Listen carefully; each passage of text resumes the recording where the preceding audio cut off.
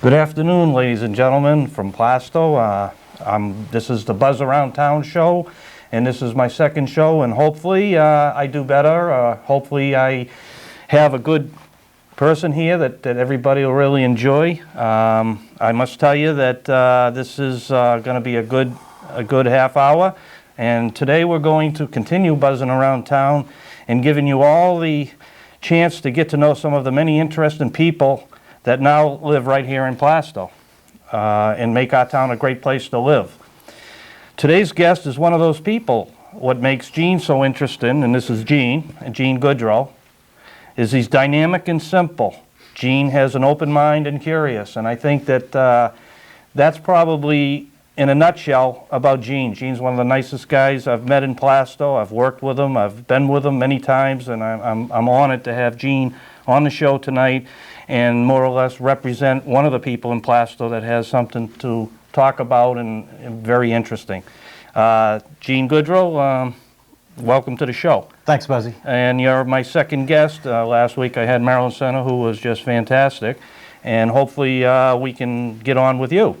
I guess what we're going to start off with is we're going to show some pictures of Gene's family. So it'd be number one, which is up there. You want to put the camera on the picture of Gene and his family. Gene, who's there right now? That's my dad, who was a colonel, and my mom, two sisters, and I think there's a younger brother. Yeah, Gilbert's there. Yeah. So that was us in France, just right after Gilbert's birth. And your dad was military, right? Yes. And it's got a lot of medals on there. So. Did 27 years and spent a good deal of time during World War II going up through the African campaign and up through Italy and into Germany. So you're an Army brat, right? All the way. You were brought up in an Army family. Wow, that's great. The next picture is number two, which is right over here to my right. And that's Gene and his sister, but I can't figure out who's Gene. So, Gene, could you explain? Yeah. It's very, very sentimental to you. At this time, there was only two of us. I was 2 years old, and my sister is 2 years older than I am. And it was just before we left for Paris. I don't see it. And yep, that looks like the right one. That's a real nice picture, and I'm sure it's very sentimental, as you were telling me earlier. It does mean a lot to me. Yeah. My wife actually insisted that I bring it down. Oh, well, that's nice. I think we all are proud of our families and our heritage, and that's a nice picture. Of course, you don't have white hair or a beard in that picture. Were you younger then? Quite a bit, but I still had the long hair, you'll notice. You had it all right. But that's a great picture.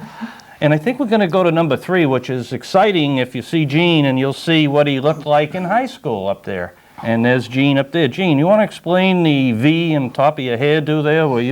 What year was this taken in? 1966, and wow. I was 17 years old at the time. It is the graduation picture. So you graduated in high school in 66? 66, Well, I graduated in high school in 66. Oh, that's amazing. That's a coincidence, huh? Wow. I look so much younger, but I know. I think, Well, Gene, I guess we're going to get on, and these are some great pictures that he brought in. The family, your wife, you've been married to Francine for 18 years. She works at the Anna Jakes. What does she do there? Actually, it's Whittier Rehab. Whittier? Pretty close by, yeah. Okay. The rehab hospital. She's a director of dietary there. Oh. And she's been there for about 10 years now. This was, I think, was her first stab at healthcare environment. She had been doing hospitality, had worked for Marriott. So she's, when you go to the hospital, she sets up your diets and the different patients to make sure they're getting the right food for their... She's in charge of feeding staff as well as all of the patients and making sure that patients are getting the right dietary constraints. Some of them have very interesting job, and I do know her, and she's a lovely lady, and I hope she enjoys what Gene just said about her as far as what she does. I hope you're right, Gene. You have two grown sons. I think I met one. Right, I do. I was previously married in 1967, and my oldest son is 37 years old, and my youngest son is 29. I have two granddaughters. One is 9 years old, and one is about 19 months old. They're both wonderful, and it's an interesting experience to be a grandfather, and to see my sons grow up. It's interesting to see them have to deal with the same kinds of issues that I had to deal with when they were children. younger. You know, So it's been rewarding. quite a bit. Yeah. Okay. Your father was a Korea military man, which is what you're all about, and where you... Well, the way I approached my career, yes. I mean, once I got involved in something, I stayed with it. He was 27 years military, and another 17 years working for the government, Department of Defense. So 42 some odd years plus working for the government. So being an Army brat, you moved around all, so you've been all traveled through the world, in a sense. We never made it to the Orient as a young person. He was in the European front. At the same time, of course, the war was going on in Japan, and it was something that we never really got involved in.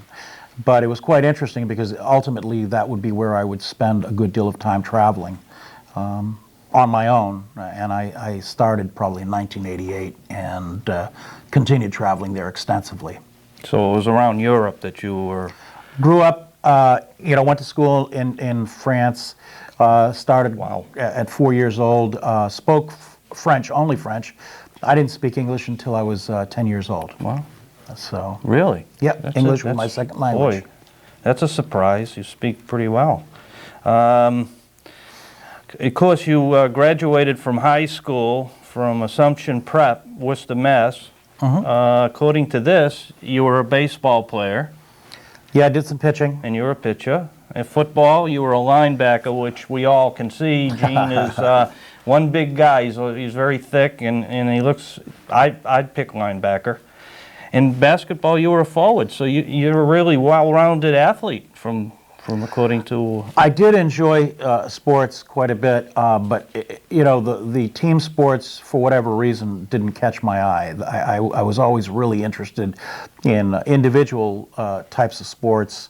Although I did well in the sports that I played, one of the things that caused problems for me is, there's the team dynamic, and so you have to really apply yourself to, your teammates and following all of the game plan, so on and so forth. Whereas in martial arts, it's something that you do on your own, and you use your own discipline. You set up your own workouts, and It's quite interesting.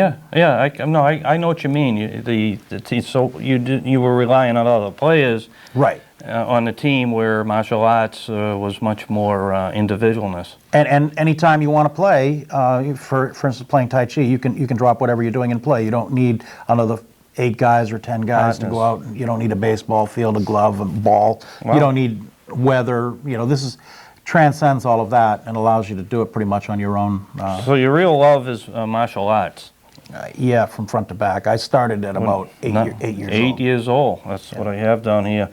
And your exposure to martial arts came from the contact with the military men that returned to the U.S. having served in Japan and Korea. So that was about 1956. We did all our shopping on base, so the PX, and as you would go there, you'd see all the GIs would be on the baseball fields, and they'd be doing martial arts. Yeah. And I was very fascinated by that, so I asked my dad. I said, could I do that? And being that he was an officer, it was very easy for him to pull somebody aside and say, look, here's my son. I want you to spend some time with him. And they were good, about it. And the issue, one of the most interesting points, was that these guys would be stationed there from 2 to 4 years. That would be their stint. So I'd study with a guy for about 2 years, and then he'd ship out, and another guy would come in. So if you had one guy who was teaching Taekwondo, that's what you studied for that 2 to 3 year period. Then the next guy would come in, and he would teach Shotokan, and he'd be there for a period of time. And I learned from that all martial arts are good, but that they're approached from different points of view. Okay. So, boy, so basically that's how you got. So it's been 8 or 9 years old. You started in the martial arts, right? And as far as the involvement, right? I guess it's been a lifelong passion for the Oriental culture, history and philosophy. The martial arts are an extension of the Oriental culture. Gene studied from 1955 to 1969, which there's more, right? Oh, you yeah. didn't stop there. During that time period, what I studied was pretty much up until about 67, 68, I studied on base, all right, and you know, with military people, and then after that, I went out on my own and studied on my own. I paid for my own lessons, and I got off base. The first one on here, and it's Taekwondo. Now, Right. let me, not to take away from you, I just want to speak to the viewers that are watching tonight, and hopefully they'll understand. I took Taekwondo for almost 2 years. The guy's name was Mike Milos from Haverhill. I found it, and I played football and all the sports, I found it very disciplined, very hard, a lot to learn. It's an unbelievable to have any degrees and belts or anything that you do in martial arts is extremely very tough. I found it not an easy thing to do. You got to be disciplined, you got to put a lot of work into it. The 2 years that I did it, I enjoyed it, but I never finished getting a black belt. But I did, Taekwondo was one that I did. So I can relate to that. Now, all of this is all the ones underneath. You might want to... The two that you see there, the Right. Taekwondo, again, as you indicated, Korean martial arts, Right. And Shotokan, which is a Japanese martial art. Because of the way the military people brought them on board, which was very strict and very fast for martial arts specifically, as opposed to philosophy and the healing component. If you're teaching soldiers, you're teaching them for a completely different purpose. So they achieved their belts, their black belt, in a very short period of time. They'd be working out like about 8 hours a day. Wow. Whereas, you know, if you study, you know, in town here, you're probably going to make 3 nights a week. 3 nights a week, and there'll be an hour to 2 hour workout, and that's a dedicated student. Whereas a military guy's going to do a 6 to 9 month program, 8 hours a day. That's Wow. all he does. Well, jeez. So, Do you want to run down some of the things that you actually studied and mastered? And I'm sure these sure. Well, I achieved black belts in all of these, and Gaudreau was the first form that I learned off base. And that's, I was fortunate enough to study third generation under Kanai Weiji. And people need to understand the concept of lineage. Lineage means that you're studying under the master or the next level down or the next level down.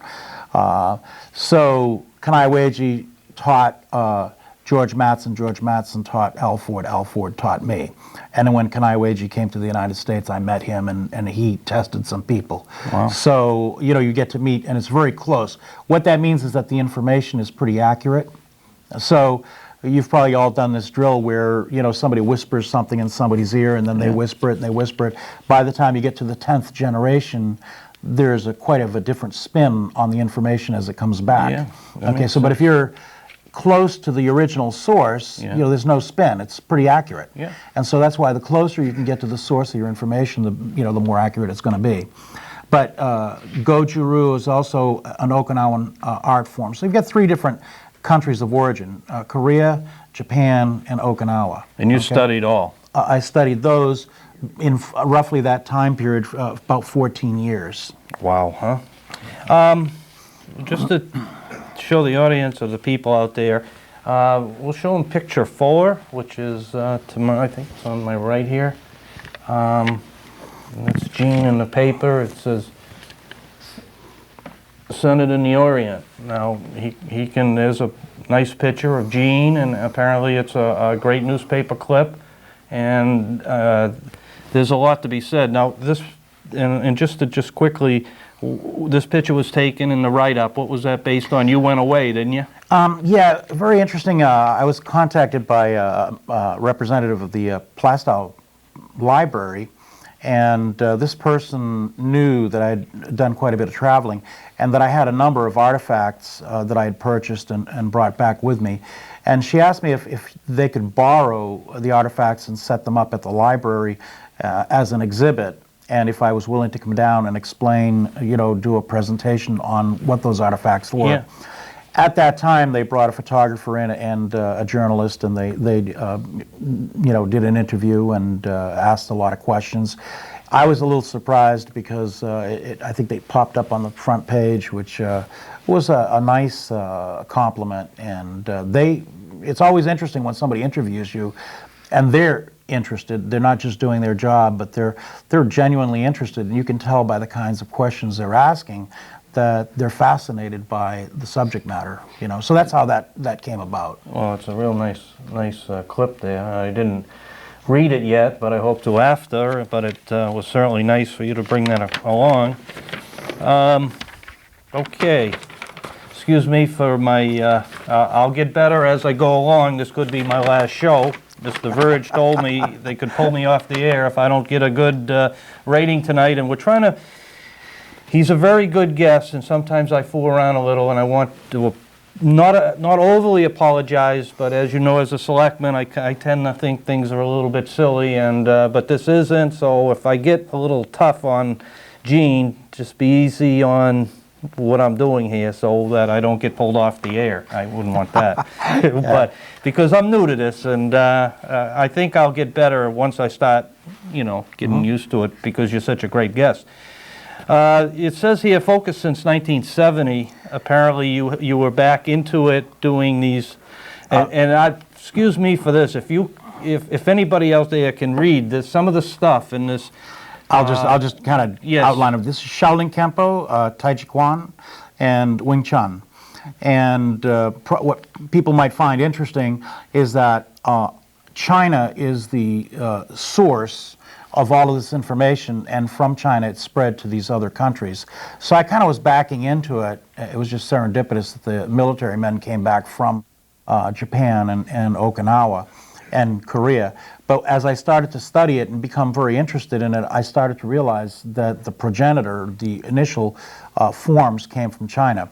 And that redirected me to China, and at that point I decided that I really wanted to pay a lot more attention to the culture, to the philosophy, to the history, and how these martial arts originated and spread throughout Asia. So, but I dedicated myself at about 1970 to the Chinese forms. And in the Chinese forms, they have what they call external and internal forms. What that means is that external is fairly rigorous and physical, and your internal is you cultivate the inner energy. So Tai Chi is one of those things that when you perform it, it looks very soft and flowing. And it doesn't look like it would be a particularly effective martial art.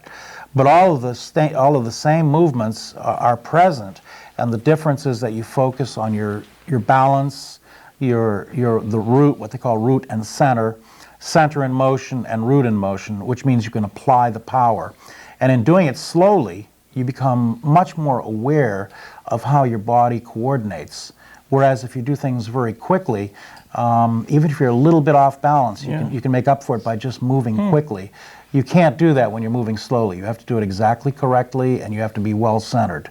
So the two work very well together. And both involve a meditative component, so that you have to clear your mind. You can't be doing forms, you can't be doing martial arts and thinking about what's on your grocery list or what you're going to be doing to your car. And really, that's really what the problem is in our culture today, is that, people are in their car going to work, but they're thinking about, what they're going to do at the health club. Really? Then they're at work thinking about what's going on at home. Stress. Then they're at home thinking about what's going to happen at work. Well, the truth of the matter is, you're going to be successful if you're focused on where you are right now, what you're doing, what is this experience all about, and forget about the other stuff. Focus on that when you get to it. Okay? Be in the present moment. That greatly reduces stress and makes you much more effective. Boy, that's a tip for sure. I think we're all stressed, and I'm stressed right now, and I'm going to try what he says as soon as the cameras go off, and I'll sleep tonight. But no, that's important, and I thought that when I knew Gene, and I worked out with Gene, and things that he did, it made sense. When you do go slow, you tend to find your body not balanced like you think it is, where when you're moving faster or you're doing something around the house, you don't notice it, because and this thing will focus you into more control of Right. your body and the way you feel, right? Absolutely. The important thing that people need to understand is this, that when you're young and you're very athletic, you can get away with making physical mistakes. But as you get older, if you don't have that center, what'll happen is if you're a little bit off balance, you won't notice it. But as an older person, your body's not going to respond the way it might have as a young person. So you're not going to be able to correct yourself until it's too late. So elderly people do slip and fall and break their hips and have problems because by the time they realize they've lost their balance, they're already halfway down. Okay? So if you're aware of your body and move smoothly, you can tell very early on if you're a little bit off balance, so you can catch yourself.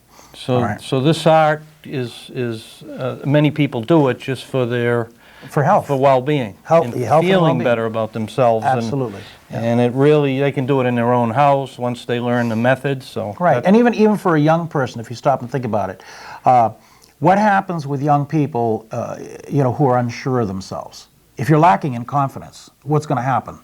You're going to make a lot of mistakes. You're going to second guess yourself. Why are you looking at me? Go ahead. Yeah. So what's really going to happen is, as a young person, absolutely, if you develop that discipline and you see results from what you're doing, you start to believe in what you're involved in, and you develop this confidence.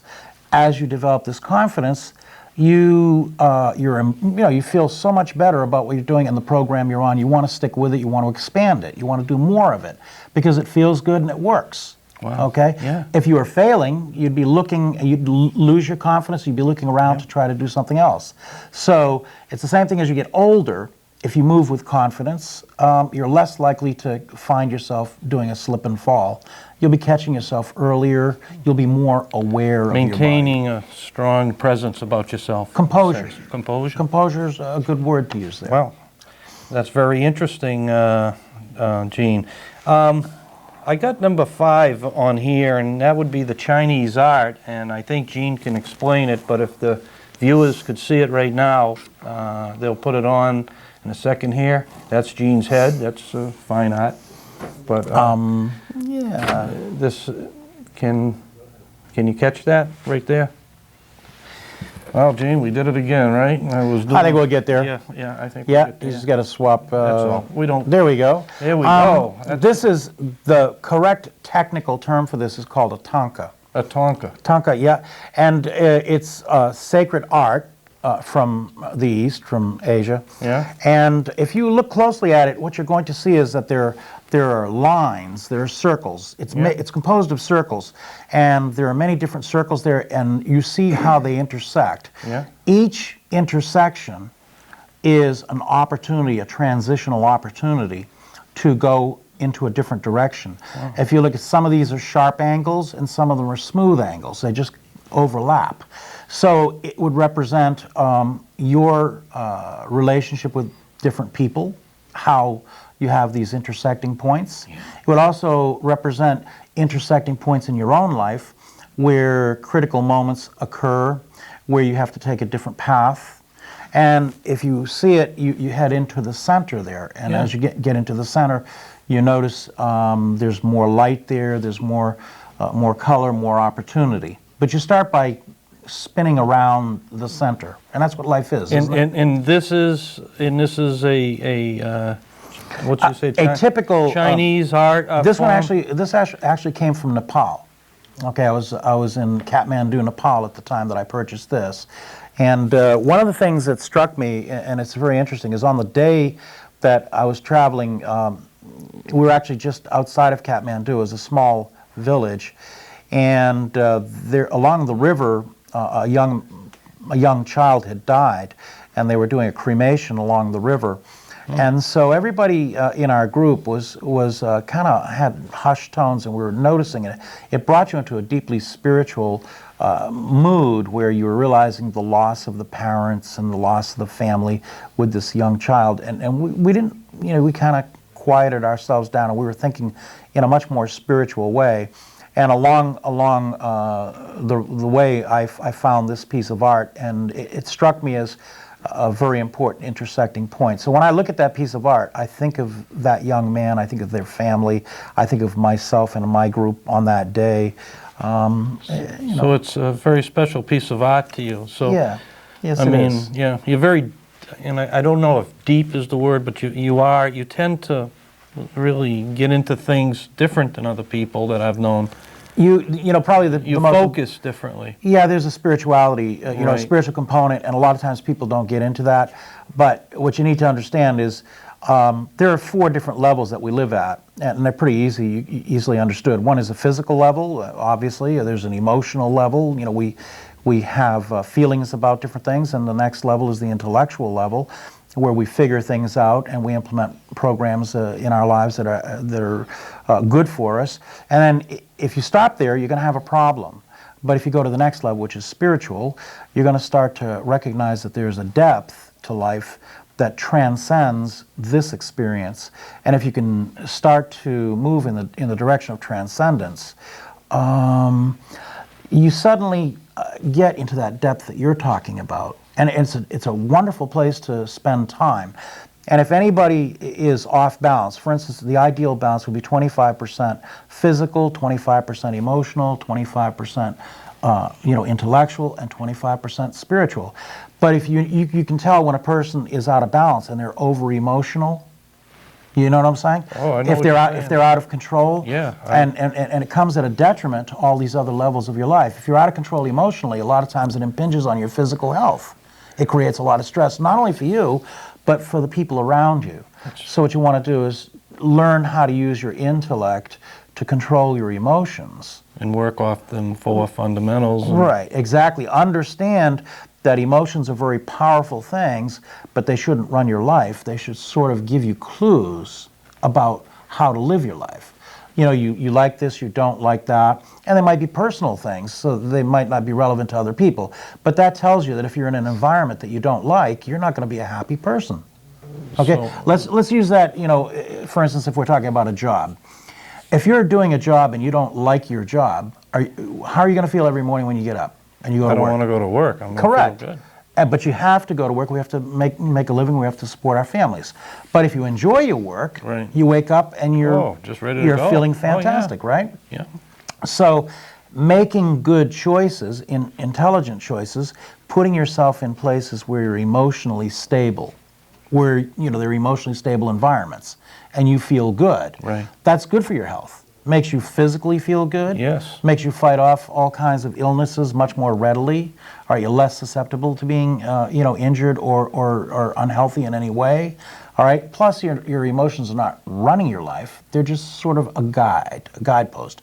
And your intelligence, your intellect, looks at those emotions and says, "Okay, well, let's analyze this a little bit." You take it to the next level.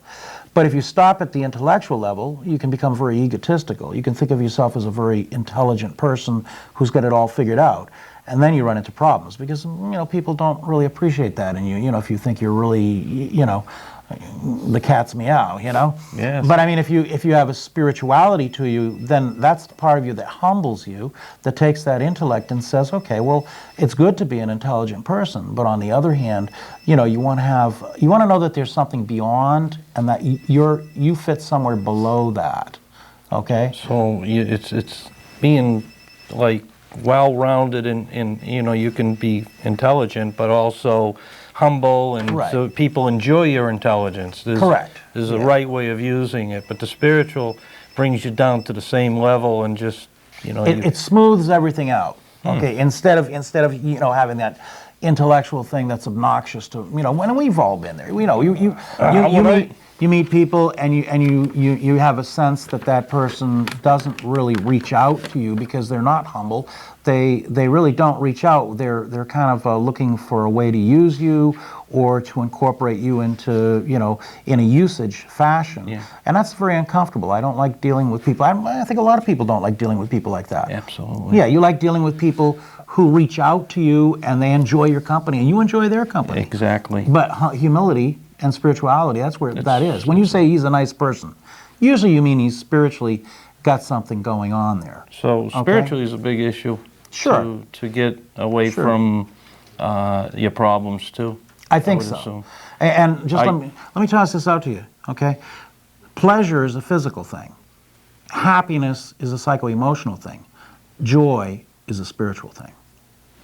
If you look at it that way, they're all related. I'll have to All remember at different those levels. three there. That's- They're all at different levels, but they're very meaningful. If you focus on just being happy and being, pleasure, Yeah, in other words, yeah, there's a balance. Right. And you got to keep working and on a that growth balance. a growth process. That So shows growth. this applies to everybody, to look at themselves and Absolutely. try to correct some of that, and which is what that thing tells you, all the loops and crannies that you go through in life, and we all can't understand sometimes why they all happen, but sometimes Right. we create that. Right. It also indicates a perpetual motion too. If you notice, there's this constant motion. You can zig and zag in many different directions. Oh, I'm zigging and zagging.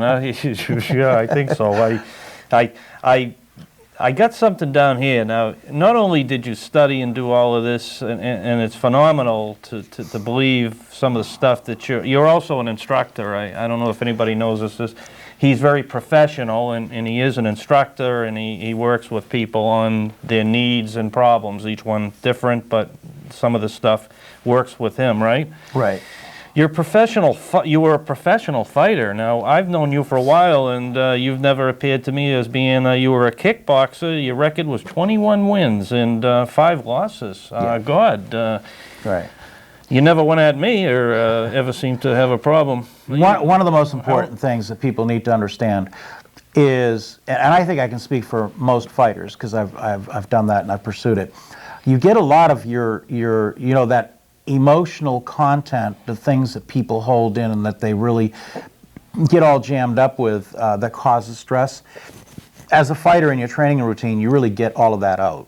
After a good workout, you felt just completely played, everything was drained out, and nothing that anybody would say to you would bother you. It didn't matter, Whereas if you're tense all the time and people say something that catches you wrong, all right, if you haven't bled off that emotional content, you're likely to jump back at them. Yeah, I can understand that. I found fighting to be a real good release of excess energy, particularly because I was a young guy. You were a professional. No, Yeah, I get paid to do that. What occurs is, at the amateur level, there's a lot of sparring that goes on, a lot of tournaments. Right.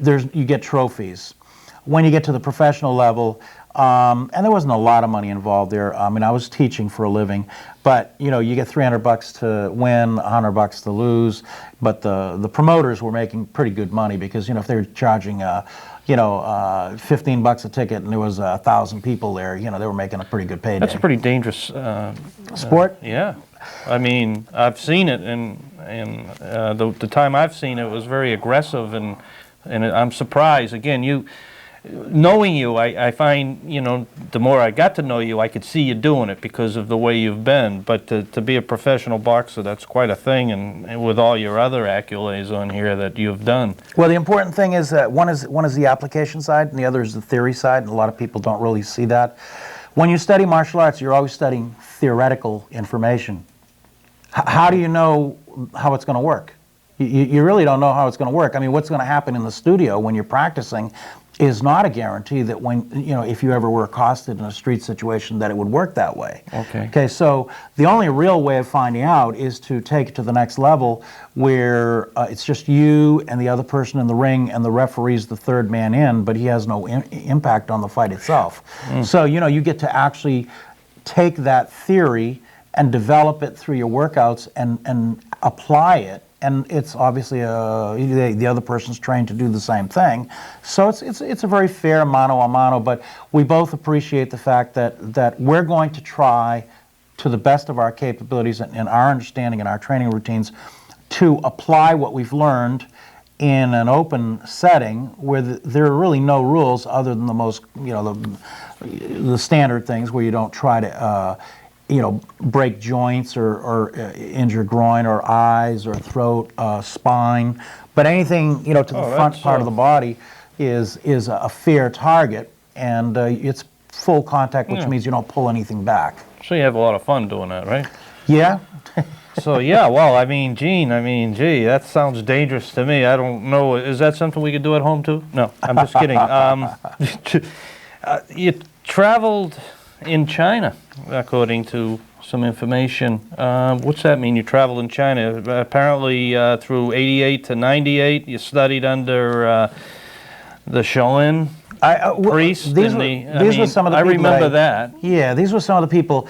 When you travel, one of the things that occurred here in this country is that you get to a certain point where how close to the source can you get? After you've been studying for, say, 20 some odd years, there's a desire to get close to the source and to touch base with the culture firsthand and meet some very important people. Really?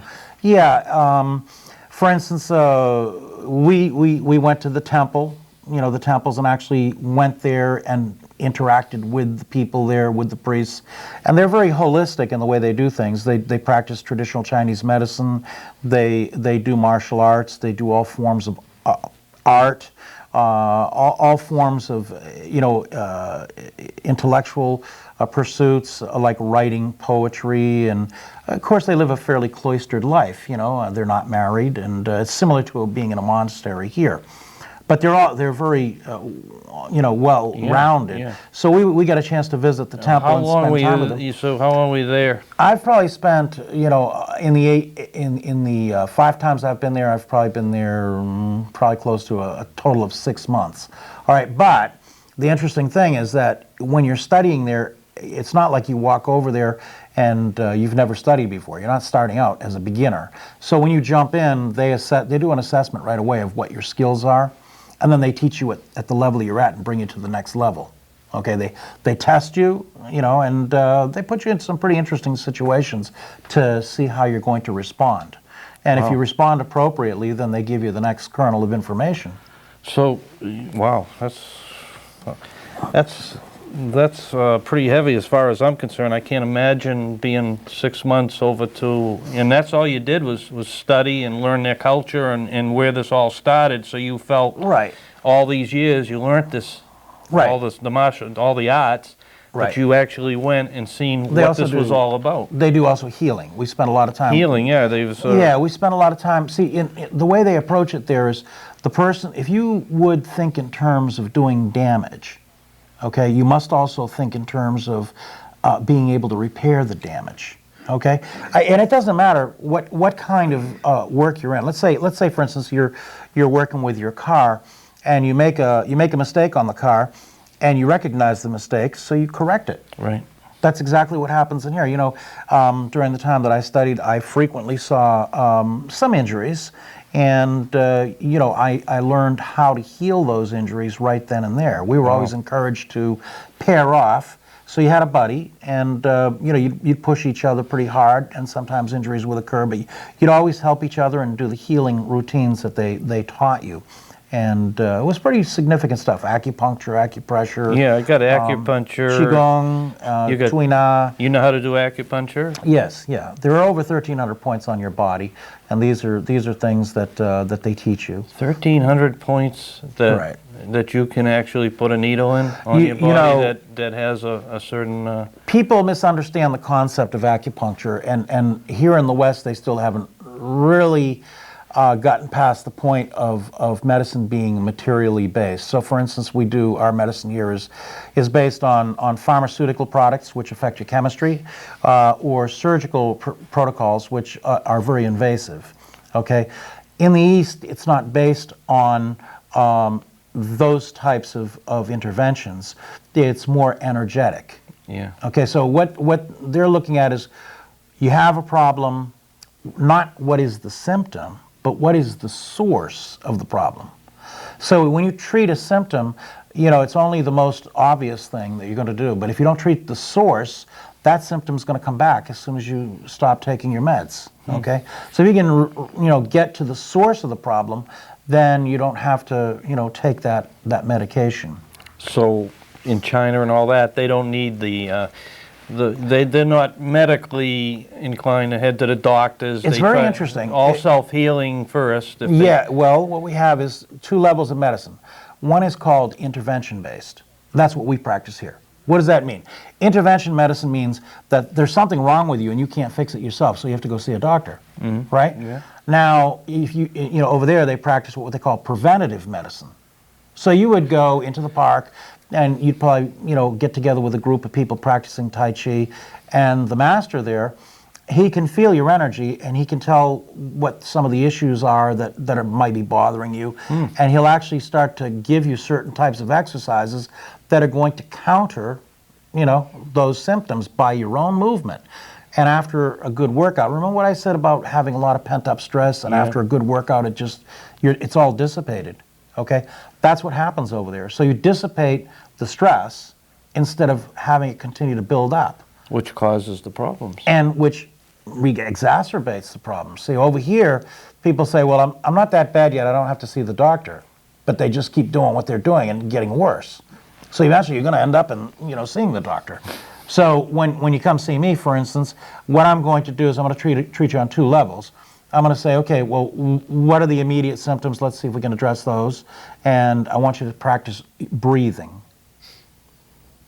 Breathe deeply, breathe relaxed, and when you find your mind racing, focus on your breathing and try to calm down, okay?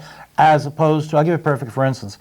If you're already in an anxious state, you get into your car and you got to be in Boston in an hour. Yeah. You think, well, it's going to take me about an hour to get there. Then you get onto 495 and you see the traffic building up. There might be an accident. Yeah, right. Right? And all of a sudden you're squeezing the steering wheel and your breathing is very shallow. So your anxiety level just ratcheted right up. I'm getting anxiety now just thinking about it. Go ahead. Really. Well, you understand what I'm saying? I'm bouncing here. Go ahead. No, I know. Yeah. But if you practice this sense of being present where you are, I don't wear a watch because I'm not going to go like, well, you know what? It's going to take me 45 minutes to get there. But if I look at the watch, is it going to take me 40? No. Why bother? Why would you do that? You're going to get there when you get there. So, leave in plenty of time, and if you get into a sticky wicket in traffic, you can always apologize. I'm sorry, I got tied up in traffic. And they'll probably say something like, yeah, I saw there was an accident on 495 or 93, whatever.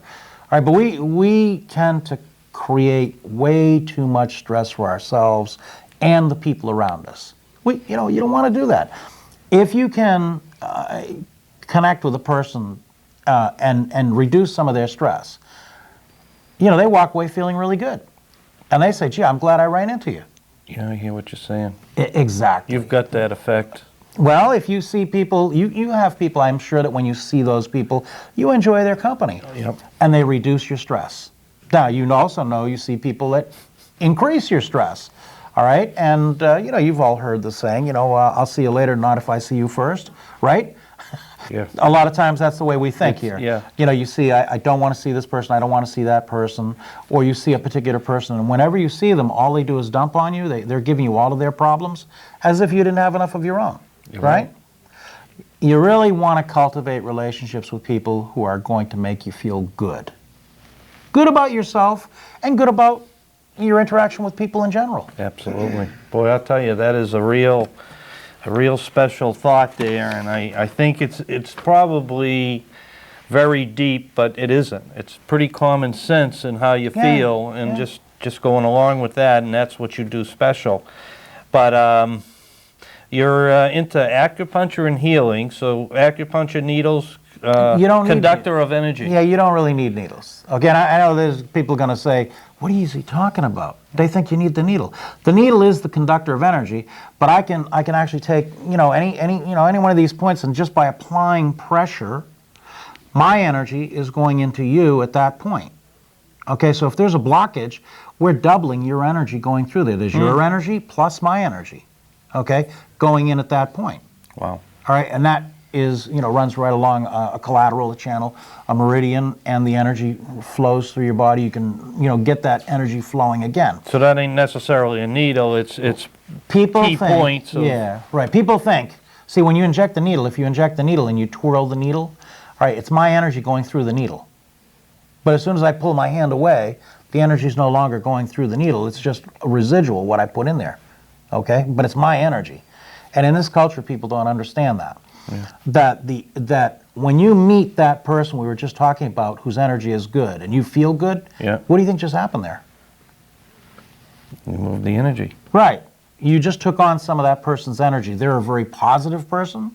You just took on some of their energy. I can feel that. There's people here that makes me feel that way. I think the director kind of makes me feel good. Yeah. So that works out for me. Isn't that what we're supposed to do for each other? Absolutely, and I think that's what... Positive reinforcement. I think if anything that you have done, and which is unbelievable, I think that's just a good point. I think everybody needs to slow down, relax, and enjoy, and Plaistow is probably the best place to do it, in the comforts of their own home, right? There you go. Yeah. But absolutely live for today and enjoy and keep working on... Be in the present moment. Exactly. Yeah. This is pretty interesting. I don't know if anybody knows this. Other than all this great travel and Gene has done and brought up through quite a family in the military, he also belongs or is one of the Knights of Columbus. He's our Grand Knight and he's a 4th degree. There's 200 members associated with the Knights of Columbus at the Holy Angels Church, and Gene's totally involved, the Grand Knight. Could you, and this is not a sales, this is something that these people do, and Gene's been involved. That's how I really I met Gene. First I thought he was Santa Claus, and then they told me he was one of the Knights, and I've always admired him, and we got to do some things together, and I really enjoy being with Gene. But just let people know what your duties are as a Grand Knight and how much you've taken on to make things better. Well, first, probably the best thing to do is say, you know, what are the Knights of Columbus? They're fraternal organizations similar to the Lions, similar to Kiwanis, right, similar to the Elks, the Moose, and so on. And they do similar things in that they're involved in their local communities and they find people that they can help and projects that they can do that are, you know, useful, beneficial to the community. In this case, it's a Catholic affiliated organization. So what occurs is that we often interact with the church, with Holy Angels Parish, and for instance with their food pantry, and of course a lot of family involvement in the church and a lot of youth involvement in the church. So there's all these connecting points, and you'll find communities of faith, whatever that is. What happens is you have an opportunity to do things for the people around you, positive things. Yeah.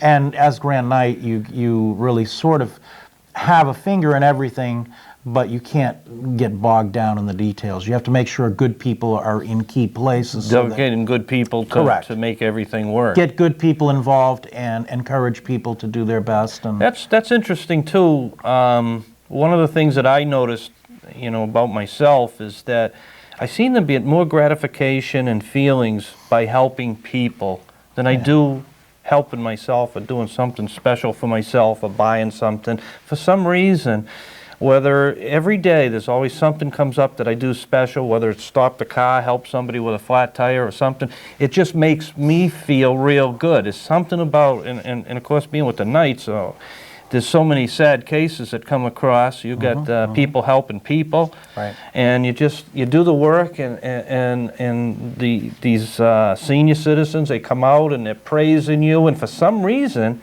you're feeling better than you did all week doing everything you've done. You know, right. it's so gratifying. I think that's a good word. Gratifying is an incredible word. And just to point out one thing we did last year. You probably know one of our brothers, Jeff Fulmore, fell out of a barn and broke his neck.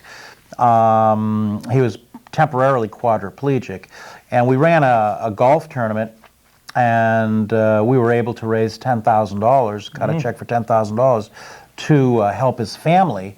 It's quite a shock when on Sunday morning you take a header and you're in Mass General Hospital with a broken neck. So it really meant something special to me because Jeff, as a contractor, has done a lot of work on my house and made it a wonderful environment for myself and my wife. And this was an opportunity for me and us to do something for Jeff. And you did. And we did, and it worked out good. That's the kind of thing that we do. Yeah, and not only Jeff, but many people in Plaistow are being touched by Gene and the Grand Knight and the Knights as a whole. You know what I did is I kind of slipped by and I got something special over there too. That number 6 picture, Gene. Could you explain that picture over there? And I know you wanted to show that one. Apparently one of these great instructor. This is a very, very important situation because, as I explained to you, lineage, getting close to the source. In 1992, the Yang family held a very large party for all of the Yang family, and all of the Tai Chi masters throughout China, all of the important people attended this particular celebration, which lasted a whole weekend. And we were very honored in that we were invited. There are 3 organizations from the United States that were invited to participate. We were one of them. Wow. And Yang Zhenduo is the middle son of Yang Chenfu, who is the acknowledged greatest Tai Chi master that has lived in China in the past 500 years. Really? Yeah, so Wow. so we got a chance to get together and do some Tai Chi, play Tai Chi together, and That's real. yeah, that was really an important get together, and he's a very spiritual person, as most of the Tai Chi masters are.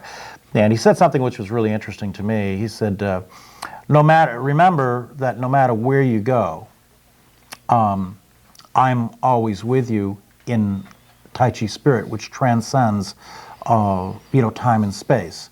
So you're always welcome in my heart, and I'm sure I'm always welcome in your heart.